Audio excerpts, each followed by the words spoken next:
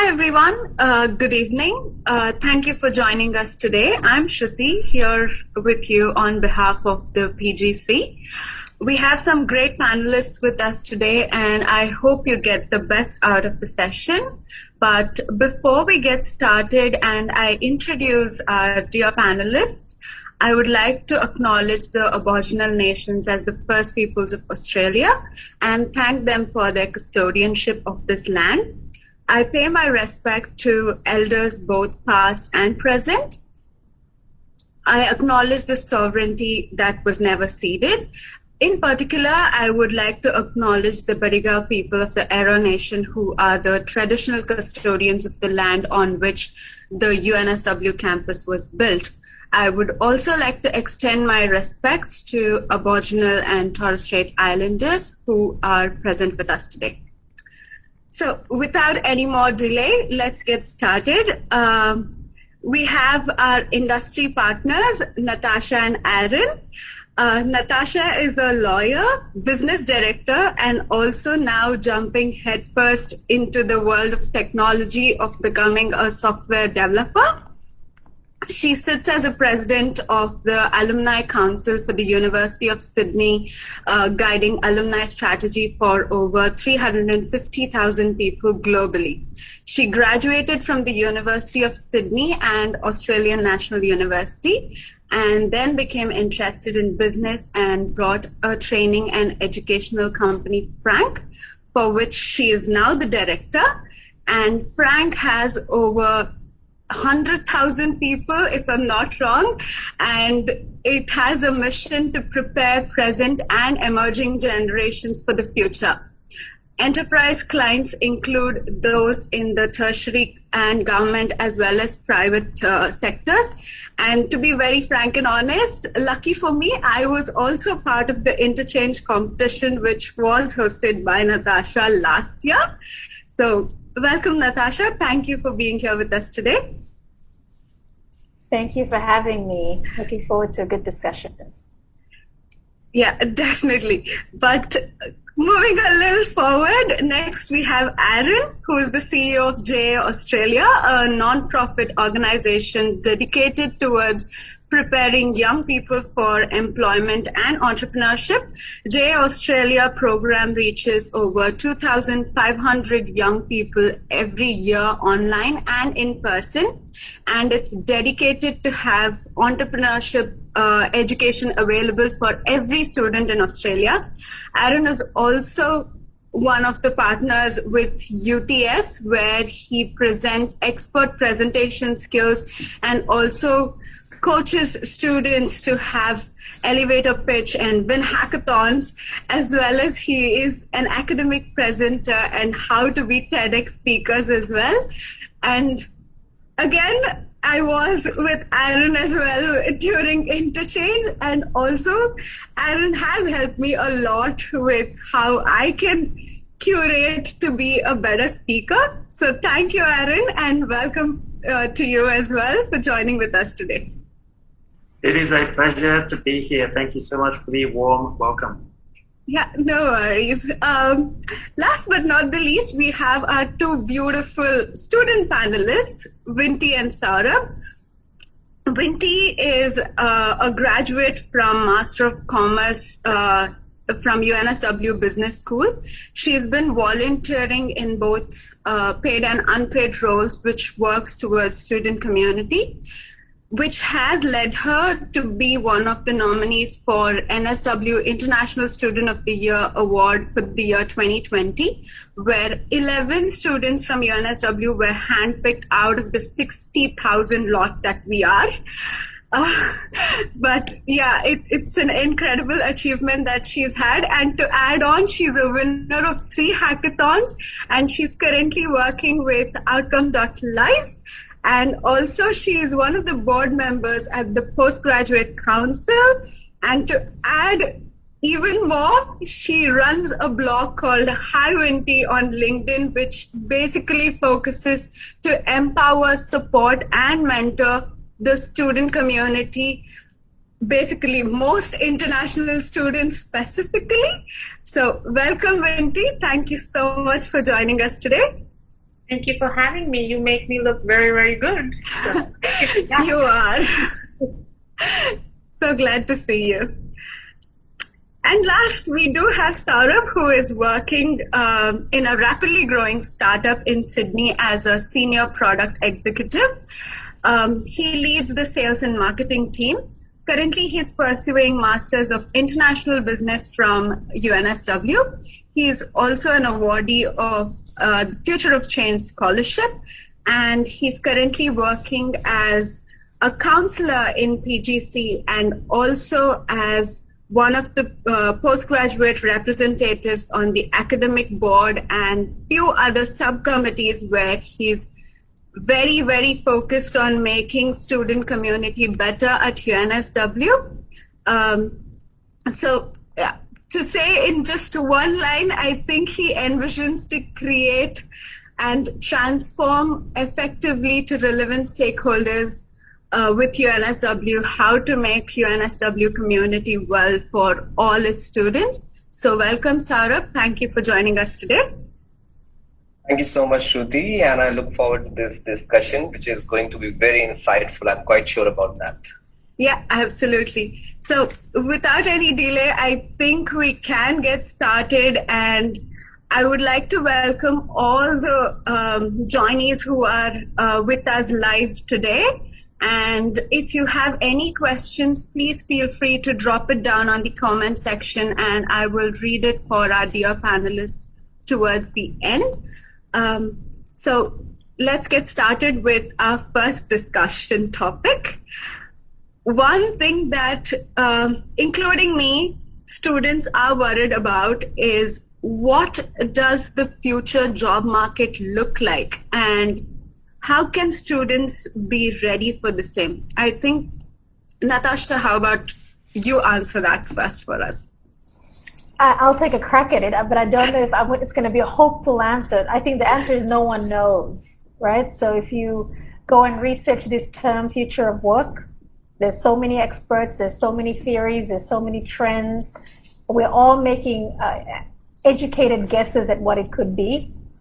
I'm actually very positive and optimistic about what work's going to look like. I just think there are companies being created today that will be created tomorrow, whole industries that we can't even think of, where there'll be jobs for, there'll be new opportunities that we can go and work in. So we may not have a idea of job titles that could be changing, but what we kind of want to focus on that's within our control is really the skills that we are building, right? So I'm sure we'll talk about some of those skills as we sort of go through the discussion.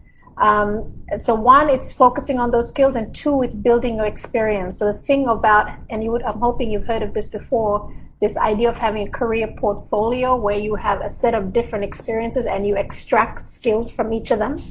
Volunteering, internships, doing things in the gig economy, which I'm a big fan of. All those things, you're learning skills, attending an event, being able to communicate, being articulate, going and learning a new skill online. Those are things that really employers are looking for outside of the academic training. The academic training now is the minimal. I didn't know that when I was in international. I thought that's all you had to get. Now it's the minimal, and you have to spend time building and doing these other things. But I'm optimistic. So let me round off by saying I think there's going to be a ton of opportunities and really exciting work ahead of us. What are your thoughts on this, Aaron? I think Natasha just took a wholesome view of what the question looked like. Absolutely. And I think that I agree firstly with everything which Natasha said. There's so much opportunity out there. And if we have a look at the times in history where the most innovation happened, the most changes happened, this is one of those moments where everyone, if we look back 12 months, the idea of so many people working from home or working remotely or collaborating with people from around the world, none of that was if you asked anybody, they would have said, no, there's no way we could do that. And over a very short period of time, we've discovered not only A, is it possible, but B, there's actually a lot of people who do prefer it. Now, that's just one side. There are people who don't like it as well. So there's this balance. But for students to be ready, I think getting a grounding in those foundational skills, and especially the skills of actually how to manage your own projects, how to manage your own time. If you're working in an individual situation and you can manage your own projects, then that's really powerful to be able to demonstrate to your future employers that maybe if you might not be in an office or you might be in some other different remote working, hybrid working situation, your ability to manage your own schedule, to manage your own time, especially when there's no one walking past, there's no one to kind of keep an eye on you, to check in on you all the time. You want to be able to manage that and demonstrate that. And in terms of those other skills, like learning how to collaborate using a digital sort of platform. There's so many platforms which have existed for the last 10 to 15 years. Speaking of the last 10 years, Google Sheets has been around, task management systems have been around, collaboration systems have been around. These are things which used to be just things which the students who are super keen or they're working in different projects or they were in a society would use. Now I would actually take on hey, start practicing, start learning how to use those skills, because as you start to move into different jobs and broader opportunities, like Sarah was working in a startup, they're not always going to be using the same old, send an email with a document that we think of when we think of large corporates. There's going to be so many more complex ways of working and so many more complex ways of actually getting that productivity happening and collaborating across different time zones, different locations, irrespective of where you are.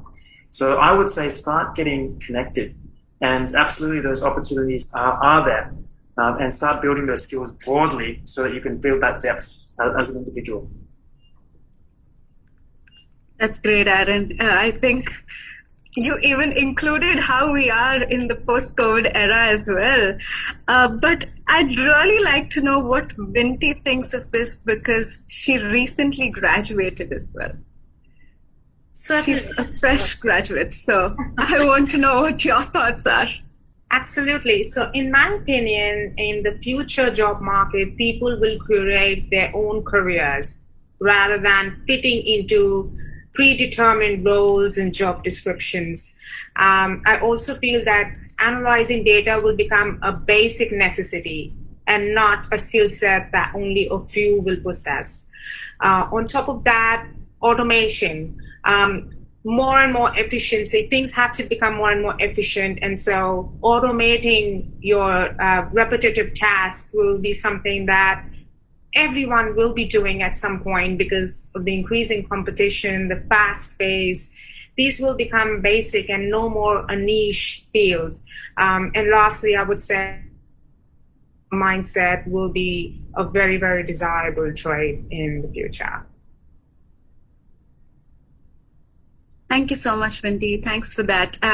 Now I'd like to know Saurabh, who has still not yet graduated, but still working in a startup and has already entered the market.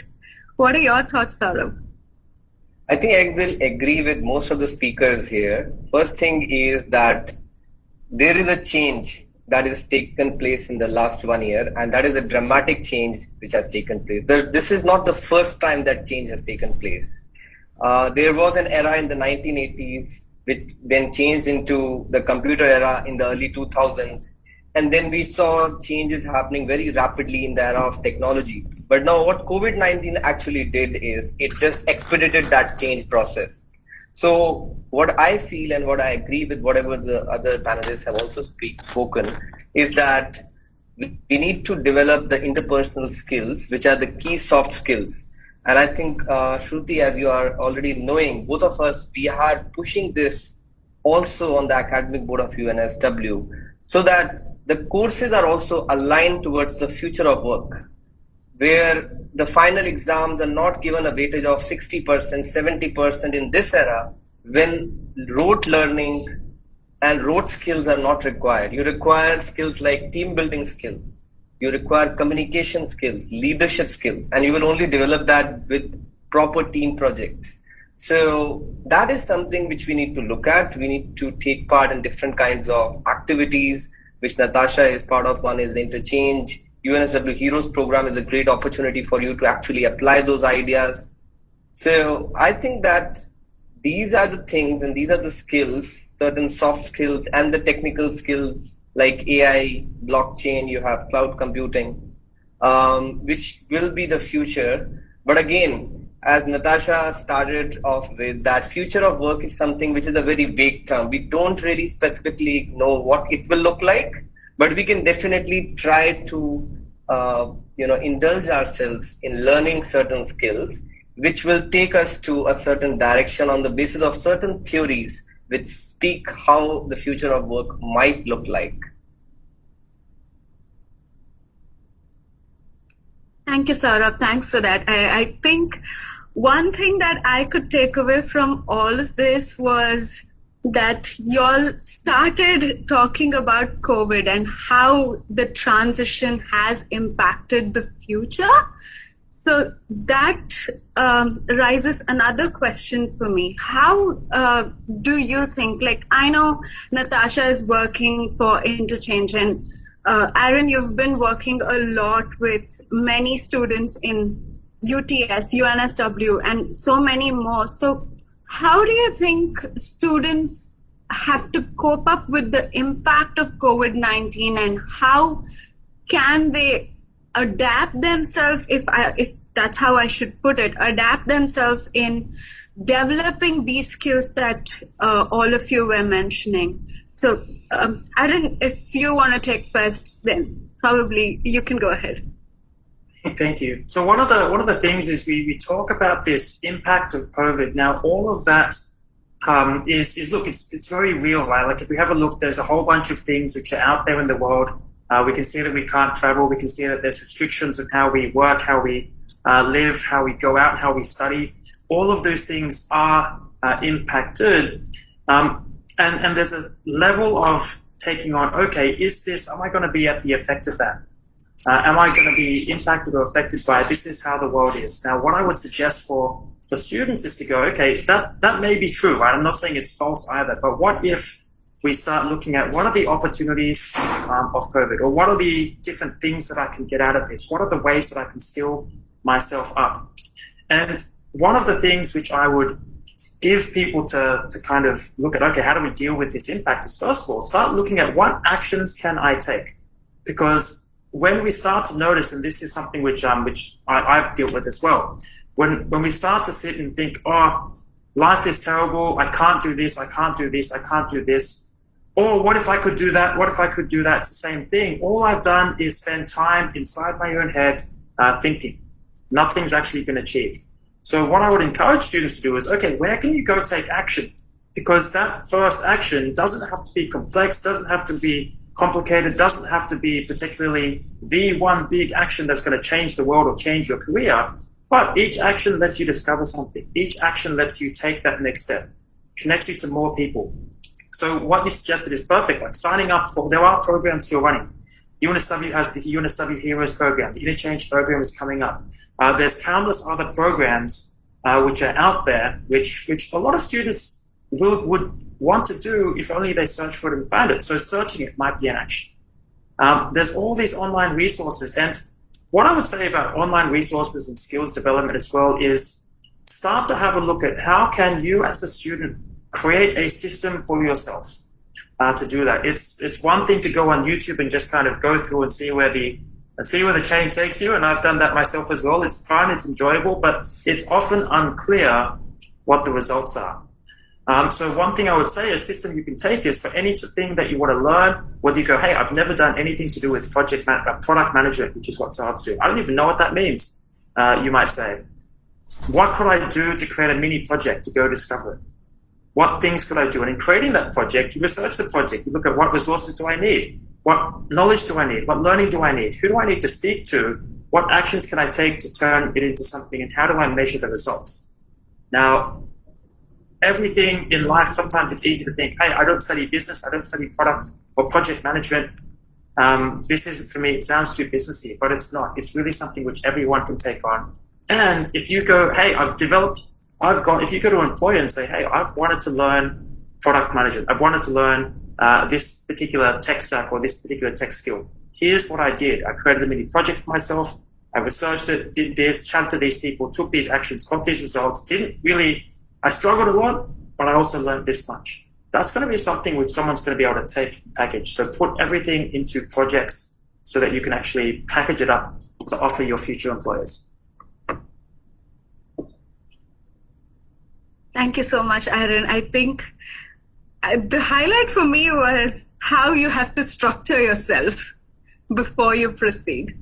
I think that was really great, but I would love to know what Natasha thinks of these kind of post-COVID skills, if that's what we can call it. So yeah, so all amazing points from all the contributors. I'm like taking notes because I'm learning as well. I think the first thing is, in terms of COVID, we're still in the middle of a pandemic. So the first thing I would say is, honestly, be kind to yourself because we're going through a lot of change. And so, yes, we have to think about jobs and working, but if your mental health isn't in a great space, everything else suffers. So understand how you process change and understand how you can work well with change. That's the first thing, right? When it comes to the COVID world, one place I would really look for in sort of getting experience or even getting paid in terms of jobs is platforms like Airtasker, Upwork, where it's very project-based. And a lot of, your first levels of experience, your first jobs, and some people are building careers off these platforms. We just hired 2 people off Upwork that now are part of our team, both based overseas. And they're fabulous, and they're dealing with our Australian clients, right? So go and find, and they have every job under there now. So from project management, marketing, finance, journalism, all jobs there. Go and find something where you can work it, bid for it, so as in you get paid, find and do the job and do a really good job so that a person will give you a reference and a testimonial and some experience that you can talk about in an interview with an Australian employee if it's where you want to work. Don't limit yourself into work that's just in Australia. Like, work is global. That's one of the wonderful outcomes of COVID, is work is global. And so go and look for those opportunities and really start building now. As Aaron was saying, take some sort of action. So that's the first thing. The second thing is, or probably the third thing, final thing is, when you're looking for a field, let's say you're studying law, there are companies now hiring lawyers that have nothing to do with the traditional legal space. I always use the example of KPMG, which hires teachers and language students for their auditing role, because they want people that look at problems with a fresh mindset. So if everyone has a commerce mindset, they're looking from a commerce point of view. So they want people from different disciplines. So I'm really excited about that for graduates, because now you're not restricted anymore to one lane. You can really be open and look at many, many lanes. But I don't think graduates have understood that opportunity is there. But employers are really, really waiting for that. I think that was kind of an eye-opener, if I would say, because not everybody thinks that they could broaden their horizon. They would probably just stick to that narrow mindset where they would just be like, okay, this is what I did and this is how I would continue. But that was really an eye-opener even for me, to be very honest. But I would love to know, what does Vinti think of the same thing? Vinti, what are your thoughts?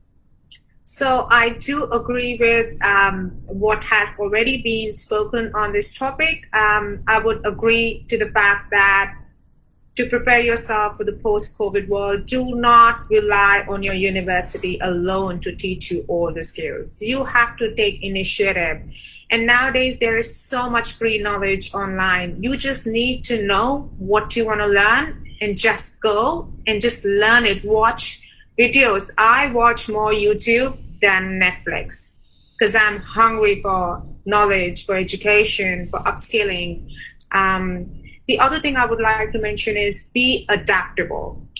The people who hold on to softwares they know how to use, or I will only work in an in-office environment and not in a remote, those are the people who suffer the most because they lose out on great opportunities. Things progress, world is progressing very fast, softwares get outdated, style of work is changing post-COVID. Be adaptable, just learn how to cope with the new things and just get on with it. So what you're saying is basically learn to be more flexible and adaptable at the same time. That's interesting, but I would like to know what you and Saurabh think of how to be flexible, because students usually try and stick to uni alone. How can they come out of it? Though we are in the COVID era, they try doing online learning and stuff like that, but it's not easy for everyone because they are used to that traditional mode of upskilling themselves. But how do you think that they can adapt or be flexible? Saurabh, if you want to go ahead, and then maybe if Vinti want to add something, then I would want to know both. I would just say that there are certain steps which the students can follow. The first step is plan your goals. So understand what your long-term and short-term goals are. What are you looking to achieve after 1 year, 2 years, 3 years, 5 years? And then accordingly frame down the activities which you can take part in. So if you are wanting to be in a consulting industry, so what are the activities or what are the skills that are required in that industry in 2 years? So try to develop those skills through those activities in the university, outside the university. As Vinti pointed out, that there can be several places to learn different skills. It can be LinkedIn Learning, it can be Coursera. And what are the skills which actually the employers require are how to be resilient, especially after COVID-19. How can you adapt, as Vinti was saying, how can you adapt with new circumstances? How can you become a cultural fit with different team members who are coming from various countries in the same team? Are you a cultural fit in that team? Do you have enough networking skills? Are you confident enough to tell your own story? Are you confident enough to pitch to any employer in an event and tell your story? How important is the concept of storytelling? I think both Aaron, Natasha will agree with me, is if you are not a good storyteller, you might have tons of skills on your profile, but if you don't know how to portray it, how to put it forth in front of an employer, it will be very hard for you. So that's why becoming flexible is very important. Going out of your comfort zone is very important. That will eventually help you out in the long run. That's what I feel. If you have anything to add, Vinti, you can add. Yes, thank you. So to answer the question, how can students be adaptable? I would say it's an attitude. The way you adapt to new fashion and new alcoholic drinks so quickly, I'm sure these things, your career aspirations or changes in the way your career will pan out can also be adapted to. It's just about attitude. The other thing I would say is drop the fear. Majority of the times when people hold on to something, it's because they fear what will happen if they change. They fear that what they are seeing or what they are doing the new way will probably not be the best way. So drop the fear and have an attitude of adaptability.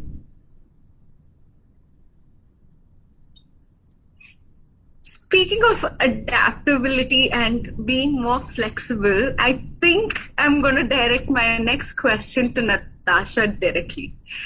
Natasha, I know that interchange was incredible experience even for me. Though it was online, I know that I got most of the session within that small sprint of time. So how about you give our students some insight on how to be adaptable to pick on such platforms which are outside universities? Maybe give some examples of what platforms they can go to as well. If you can list a few and let them know, I think that will help students as well, because some points that Vinti and Saurabh were mentioning was they have to come out of universities, which students usually don't do. So it honestly depends on what you're studying. Like my first port of call, if I was still at university, the advice I would give to myself is I would really start connecting with the careers office on campus, because their job is to make and help graduates become employable. And all the employers come and talk to them. So that's a hub, right? So I know when I was at uni, I didn't even know there was something called a careers office. So I was like, oh, now that's a missed opportunity. That would be the first thing. So if you haven't checked them out, I would definitely go and check them out. The second is like some of the programs that, Sarah, Vinti have mentioned, and Aaron, like the Heroes program that you have lots of clubs in society. So sometimes we're spoiled by choice. You have to really figure out what is the things that interest you. Where are you most passionate about? Don't fake it, because there's no way we can do all of it, right? Our energy will run out. So if gaming is your passion, go find the gaming society. Go find gaming comps online, or if there's ones that are having, virtually face-to-face. And the fact that you will have to play with other gamers, the fact that you will have to, follow instructions, you have certain outcomes you need to meet, you need to be able to extract and see that those are actually skills. If you want to build technical skills, there is everything from Coursera, edX, Udemy, YouTube, Code Academy, Code Camp. There's so many, right? And I did one of those boot camps where I did 9 months of full-time training to become a developer coming from no experience in developing. So you just got to put your effort in, and that's because after 2 years, I really wanted to learn how to code. So figure out where your passion is, or if you aren't sure, figure out where maybe your skill gap or where your improvement could be. So Vinti was right when she was saying the expectation now with employers at a minimum is that we really all need to understand data. We need to know how it works. We need to be able to read it. It doesn't mean that we need to go and all become a data analyst, but we need to be able to, like a literacy, be able to make sense of data, right? So at a basic minimum, and that's not natural to me, at a basic minimum, if I was to go and find out what this data thing is about, where would I go? Like I would start maybe with a free course. I might start with YouTube. I might find an influencer on LinkedIn. I might connect with a startup founder on LinkedIn who has a data company and go, tell me where I start. And you literally take baby steps, and you don't set yourself up to fail. You don't say in a year I'll be a master's student in data science. Because then you're like, that's a lot, right? If you're studying a degree and you're trying to be that. So don't set yourself up to fail, but have sort of realistic goals around what you'd like to be in a certain amount of time. So I hope I answered that. I would go with look at your passion and look at something that helps that, or where is a skill set that you don't have a competency in that you need to build. I would use them as my places to start. Thanks, Natasha. I think I really like how you said take baby steps, and it's okay. You don't have to do everything. So I'd like to know, Saurabh, what baby steps did you take to get where you are now? I think everybody has to take different kind of steps. As Natasha was pointing out, that everyone's story can be a bit different. I didn't know 1 year back that I'll be here sitting in a panel discussion with you as an academic board member or any sort of thing. So I didn't frame my story in a way that I wanted to be. But I just kept on working towards something which I was passionate about. I'm always passionate about serving the student community.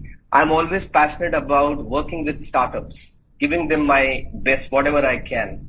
So I just kept on working in the direction which I was passionate about. Even Shruti sometimes keeps on asking me, don't you get tired with so many things? I just tell her that because something which you are passionate about, you don't get tired.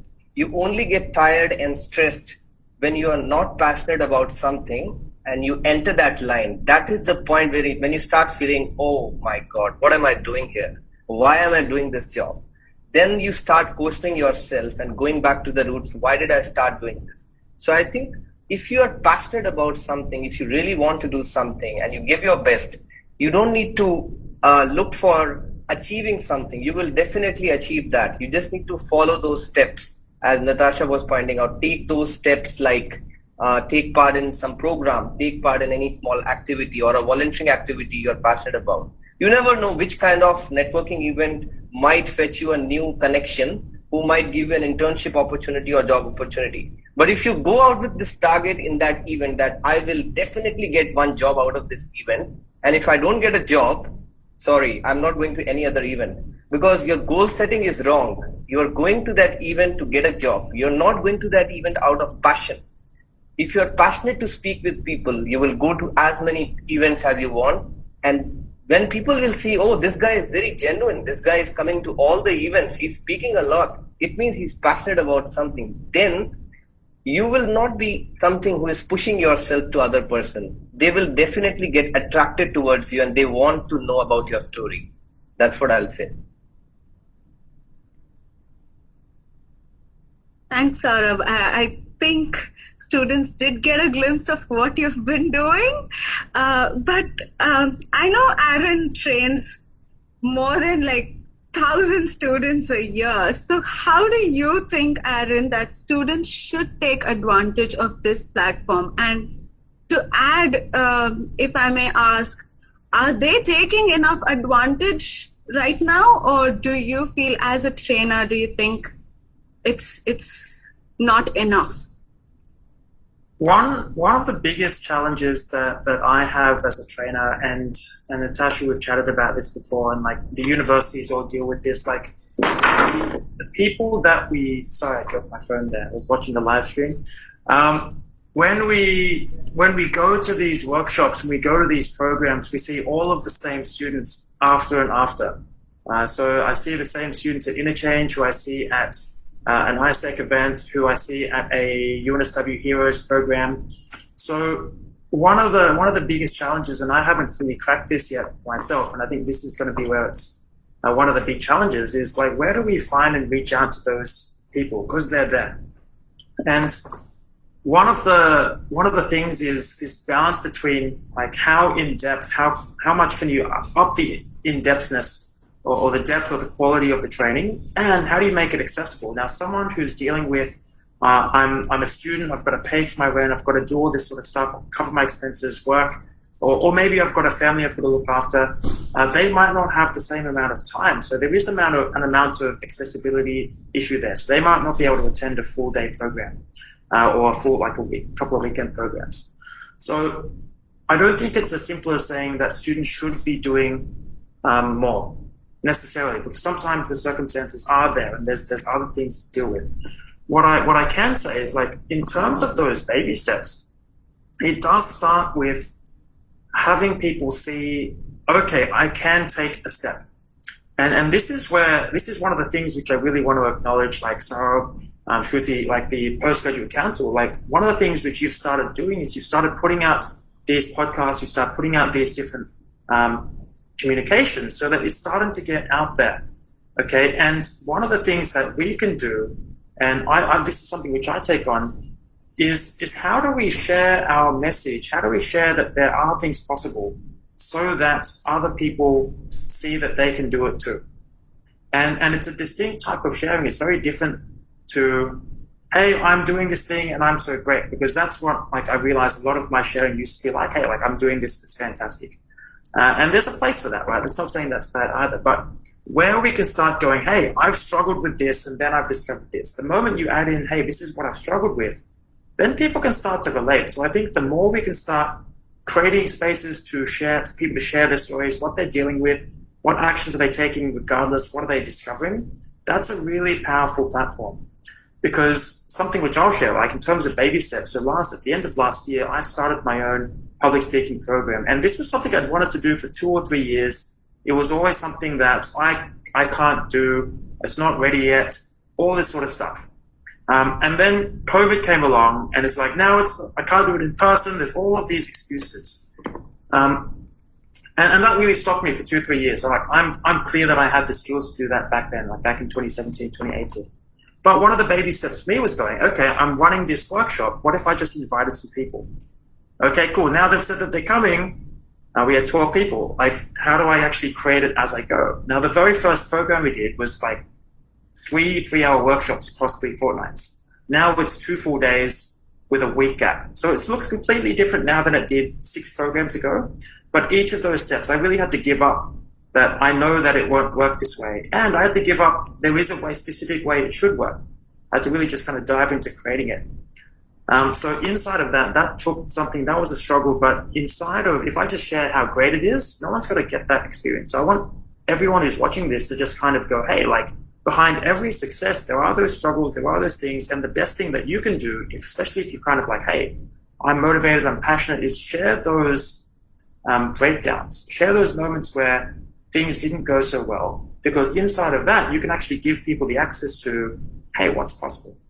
And then you can kind of obviously share, okay, this is what I've been discovering, because that's where it can be like relatable and inspiring. Thanks, Aaron. I think you gave a new dimension to what we were discussing as well. And it's so nice to hear you give a new version to it. I would love to know what Vinti thinks of using different platforms, because I know she's been using LinkedIn a lot as an amazing platform to run her blog, where I think I'm one of the students where I've been benefited by that as well. And I remember, I think one morning around 6 a.m. or something, I had messaged Vinti, you made my day with that one post. So I know that she's been using different platforms. So I would love to know, what do you think your thoughts are on this, Vinti? Sure. First of all, I get so mesmerized with you when you all are talking that I lose my train of thought as to what the question was like. And then I have to think, oh my God, my turn is coming. What was the question? So anyhow, thanks for repeating it, Shruti. So some of the platforms that I would suggest, LinkedIn for sure. Follow thought leaders on LinkedIn. Follow people who are putting content out in your particular industry, because with their experience, they will make you understand things that with your lack of experience, you right now don't know. So follow people who are more experienced in your field, who are thought leaders in your field on LinkedIn. Subscribe to industry newsletters. Join communities, industry related communities on Slack and LinkedIn groups. Very, very helpful. Nowadays, Slack is a medium of choice for a lot of these groups. And so for students, a lot of students are not on Slack. It is a very good idea to get on it and understand how it is used, because as you start working, more and more businesses are using Slack. Besides that, I would say go out and network. Thanks, Vinti. Thanks a lot. I think that was a really nice view that you had. But before we go ahead, I think we have a few interesting questions coming up on the Facebook Live, and I would love to read them out for you. First question is from Ishwar. He asks, well, now that the travel bubbles are opening up, etc., there will be concerns about job markets and stuff. As a graduate, how do you think we can tackle that huge in-search? Natasha, would you like to go? Yeah, sure. So I'm if I would understand that question, it's when people are coming into Australia, I'm assuming, right? So yes, because Australia is needing a whole bunch of skilled migrants. And like we were talking before this session started, right now it may be a great time because of those blocks at the moment. The employers and businesses are still hiring, and so you don't have that extra competition. When the borders eventually do go up, there'll be more people coming through, but hopefully you're using this time right now to build your experience. Australian employers always prefer Australian experience. That hasn't changed from even 10 years ago. So whether it's paid or not, build your experience and then learn, like Sarab was saying, how to articulate the experience and skills you've gained. You know, if you're staying after a class or work and you're listening to a employability webinar, there are things about you that I can already guess in terms of who you are. You're committed, you're proactive. Just make sure when it comes to an opportunity to communicate that employers really see that these are the skills you bring. If you can do that, that puts you, at the same level or even at an advantage to migrants coming through. So don't waste the opportunity, but also don't worry about the insurge or the surge of people coming through, because you can't control that. So my approach is you really focus on the things you can control, and you can really focus your strength on how you build the time you have. and then get some training, get some feedback on how you can communicate that to a person. And network, as Winty was saying, network as much as you can. Go meet people. I have a mentor who's like 80 years old, and he came when he in Australia from a war in Romania when he was 20s, and he became a billionaire, legitimately a billionaire in Australia. And he, at the age of 80, he had a task of meeting about 40 to 80 people a month, new people.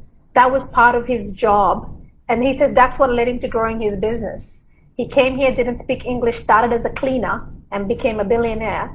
And he still, at the age of 80, was like meeting 40 to 80 people a month as a target. I was exhausted when I heard him, but I was very, I always remember that. Every time I think I'm too tired, I just always think of someone like that. If he can do it, why can I not? Definitely, Natasha. I think at the age of 80, that's truly inspirational. But I think Aaron wanted to add something, if I'm not wrong. Yeah, it was just quick, and it was along the lines of networking. If you're here and local and you're in Australia and you're worried about this insurge of talent, one of the things that you want to also do is start building those networks. And a place to go is, what are the communities in which the people in your industry, in your community, in your cultural group, where do they hang out, whether it's in person or now, like Vinci was mentioning, in Slack channels and community channels and Twitch channels. There's so many different things. Go and find them. And some of those platforms will occur as weird. And guess what? So does anything the first time you've ever tried it. Like doing things on Zoom for us felt weird the first time we did it. And then soon enough, it's like, this is great. And here we are. So go out and find those communities, build those communities. And one of the best ways to let those people in those communities know who you are is just to share what you're up to. This is what I'm struggling with. It doesn't have to be perfect, and it doesn't have to look a certain way. This is what I'm up to. This is what I'm committed to. This is what I'm struggling with. Hey, this is what I've discovered. This is the wins I've had. This is the fails I've had. When you share that, you become more and more human each time. And then they can experience that they actually know you. So build those communities. Thanks, Aaron. I think I will go for the next question for now because we are running a bit late on time. So Paul is our next student, and I think, Natasha, he's quite directing it to you because he picked the words that you spoke earlier. So he says, if work is now global, is this going to make work much less well paid due to competition with skilled graduates in cheaper countries and more gig based? Also, I found during my recent job search that knowledge itself isn't nearly as mandatory for employers as years of commercial experience in specific technology or domain. The whole years of experience, chicken and egg thing that simply learning things on LinkedIn Learning will not help with. How can we manage this? Yeah, so two questions. The first one is, yes, opportunity is global, so is competition. And all of us, not just graduates, all of us, particularly in service industries, are going to be competing with people overseas. And less employers are blind to universities, blind to grades even. And some employers are skipping university altogether, which is a trend that's coming, right? Half of Apple's employees don't have a college degree. So we can either kind of stick our head in the sand and go, oh, this is not going to work out well, or we can do something about it. There'll always be a demand for people who do good work. So I think the focus should be not on who am I competing and what's my hourly wage, because that's personally, I find that a very depressing spiral, right? It's more, how can I do good work? And you'll find if you do good work and people know about it, you can charge whatever you want and you will be employable. Because there are so many, and I'm part of a business group from an organization called Entrepreneurs Organization. I'm part of the Accelerator group. And one thing we're always, trying to get from each other are referrals for people who do good work. From recruiters, for accountants, lawyers, all sorts of roles. Even though if I do a Google search, I can find all these people, there's now at the moment too many people for me to find because the market is so big. So how do I know if anyone is reliable or they can deliver what they're saying?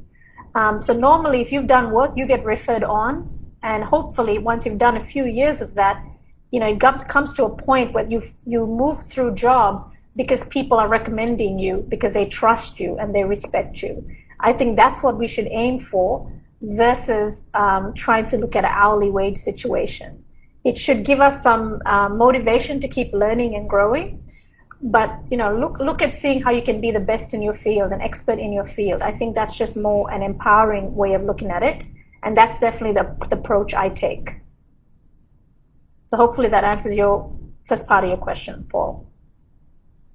I hope so too. But just for the second part, I think you kind of answered even the second part where he was mentioning about LinkedIn Learning, using that, because you gave an example of Apple, and as big of a company that is, it's quite surprising that they don't give much credit to a college degree. They still hire for the skills, and I think all of you have been talking more about that. So I hope Natasha has answered your question, but so the only thing I would say, just back it up with experience. And experience could be, let's say you learned something on data. I'm just using the data example.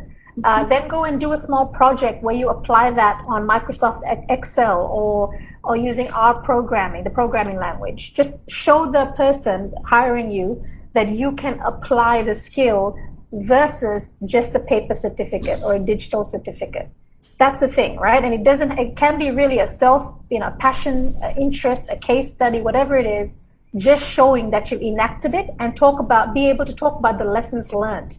When I did the project, this is what worked, this is what didn't work. I failed. But because I failed, this is what I learned from my failures, and I'll do better next time. That story, if you can tell that story, that becomes very, very useful for an employer. Yeah, I think that was a really great insight as to his towards his last question, where he asked how to manage. I think that's the best way. Like, if you apply what you've learned, you always end up managing it. Paul, I really hope that Natasha has answered your question. But next we have Liam. He asks, I've been thinking about how businesses across Australia, both large and small, were affected financially by the pandemic. When applying for jobs to learn about their workplace culture, I want to be able to ask them how they treated their employees during these difficult times, such as where people offered ability to retain into other roles, or where they laid off without established offboarding programs. How would you take caution and respectfully ask these type of questions? Adrian, would you like to take this one? Yeah, sure. So there are a number of online review sites like Glassdoor where routinely employees will go there and say, hey, this is what it was like, good, bad, ugly, to work there. I think there's a really good foundation in that question of, like, the key is respectfully asking the question. And one of the things that you can ask them is, like, always ask these kinds of questions in a positive, like, hey, like, I just want to get a sense of what your company culture is. I know, like, what's COVID been like for you? What was the impact on the staff? Like, what are some of the ways that you supported the team? Like, one of the things which I'm really keen on is I want to be part of a company which really supports its people. And I'd love to hear about, like, what were some of those initiatives? And just the key thing here is you're giving them an opportunity to A, look good, and to A, share. And if they don't have anything, there's going to be a pretty empty answer. You're going to be able to tell pretty quickly. So give them that opportunity. A, if they do have lots of great stuff, they've had the opportunity to really celebrate the good stuff that they do. You're better informed, and it's asked in a positive way. And if there isn't anything there, you should be able to hear from it as well. So I would do both of those things. Check it out online. And if it's really clear online, then that's a good starting point. But it is a sensitive topic. So you always want to frame these questions in the positive, as opposed to, hey, what did you do? I'm looking out. Because you don't want to also come across as the person who doesn't want to work somewhere just because of this thing. Because if you come across that way, What if like something happens and you don't like it and you're just going to complain? Are you going to be difficult to work with? And these are people who often get like, oh, we're not going to offer you a job because it's not a cultural fit. So you always want to frame these things in the positive. Give them a chance to showcase what they've done. Thanks, Aaron. I think we are almost closing towards the end, but all the viewers on the live stream, please feel free to put down your questions if you have any more on the chat box, and we promise we will get back to you. We will go back to Natasha and Aaron and other student panelists. Student panelists, you can directly message them. It's okay. We will get back to you easily. But for Natasha and Aaron, if you have something specific, we'd love to share your thoughts and we will get back to you on that. But just last quick question. What 3 tips would you like to give for our students to prepare for the future job market? Just 3, even if it's like 3 words, I think it would still help. Natasha, do you want to take first? Yeah, I would say first, really, I'll go back to my point, is be kind to yourself in terms of change and get used to change. It's not stopping. COVID just accelerated it. So figure out how you deal with it. And when you need to pause, when you need to stop, give yourself permission to do that, right? That's very important. Number 2, please follow your skills, your passions, your interests when you're building your career, because that's the one that's probably going to be more sustainable. If we're going to be working for the next 50 years, a long time working, at least let's try to work and do the things we love. And we also make money in the process. It's possible. I'll give you 2, but those are 2 big ones. Right. That's still good. Aaron, do you want to take the next 3? Sure. My brain went into how do I structure what's organizing information mode. So the first thing I would say is scan. So scan for ideas, scan for what's out there. The moment you start thinking about something, you'll start to notice those things showing up. So start scanning for opportunities, scanning for ideas, scanning for everything. The next thing is to structure. So structure those ideas. You've now scanned for a bunch of ideas. You've maybe got 4 or 5 different places. Start to structure. Okay, what does an approach look like? What does an approach look like? How do I do this? Maybe I need to organize which am I going to do first. Structure that learning, structure what the output is. What does it want to look like? What do you want to be able to tell to a person in the interview or on your resume about what you've done? And the last thing is act. And I would say start by taking the easiest action first. We all build these like big molehills out of like these mountains out of molehills. Like I need to do all this stuff, but really just look for the first action to take and then take it. Then look for the next easy action to take and then take it, and start building that action. So scan, structure, and act. I think that was perfect. Saurabh and Vinti, your last thoughts. Vinti, do you want to go first? Sure. So I would say do not be afraid of failure. Do not be afraid of being uncomfortable and trying on new things and being an absolute beginner. Very, very important. The other thing I would say is talk to people more experienced than you. If you just keep thinking in your head and looking for answers, you won't get them. But when you talk to other people who are been there, who've done things, who are more experienced, you get perspective. And that perspective will help you analyze where you want to go, what you want to do, what is right for you, what is not right for you. So talk to people. Thanks, Vinti. Saurabh, what are your 3 tips for our students? I think everything is already covered by the 3 panelists, but I will say my 3 things will be, firstly will be to network with as many people as you can, irrespective of the fact that you are going to get something out of them or not. Even if you attend an online event, send them a LinkedIn message saying that I really loved the way you spoke. I really am passionate about working on that topic. If you are passionate about, obviously you don't have to make it up. If you are passionate about something only, then attend those kind of events and send them and get connected with relevant people. So that is the first thing, network. Second is building your skills. So building your soft skills and technical skills by taking part in different kind of activities. As we have already discussed throughout the event, a lot of activities. And third thing, as Aaron pointed out, is understand yourself. So understanding what you are interested in doing, what you are really passionate about, and what Liam and other students are also pointing out is don't get worried from the outside circumstances. Things have been changing over a period of time, and this is an unprecedented time. We never thought that this will be coming, but keep the positivity up and running and keep on upskilling yourself as per the industry that you are interested in. So these are my three things: network, build your skills, and understand yourself. Thanks, Saurabh. I think I had a great learning experience with all your panelists today. I learned that I have to be more kind to myself. I need to be more structured, and I should not limit myself, and I should not be scared of failure either. And also network as much as possible and discover yourself without giving any excuses.